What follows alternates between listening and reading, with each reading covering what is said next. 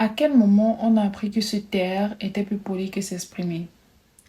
Combien de fois on n'a rien dit, pourtant on avait des choses à dire? Coucou tout le monde, moi c'est Laurie Taylor. Alors je me suis donné une année pour devenir une femme élégante et éloquente.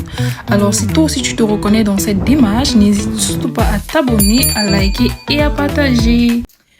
Alors, dans beaucoup de familles ronrondies avec des valeurs telles que le respect, la hiérarchie, l'écoute, qui sont des bases importantes pour se construire. Mais il arrive également que, selon l'environnement, l'enfant grandisse avec la peur, peur de s'exprimer, peur de mal dire, peur de déranger, peur de ne pas être à sa place. Et lorsqu'on grandit avec cette retenue-là, devenu adulte, parler en public devient plus difficile, dire ce que l'on pense demande énormément d'efforts, et parfois on se sent frustré de ne pas pouvoir poser ses mots. Le problème est qu'on vit dans une société où la parole a une valeur énorme et où les plus faibles se font écraser. Beaucoup de personnes ne sont pas forcément les plus intelligents ou alors les plus brillants, mais elles excellent dans ce qu'elles font parce qu'elles savent s'exprimer.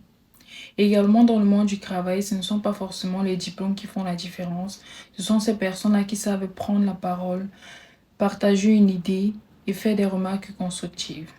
Alors, je dirais que parler en public demande énormément de courage et ce courage-là, ce n'est pas parler plus fort que les autres, c'est oser prendre sa place dans la parole avec calme, clarté et intention.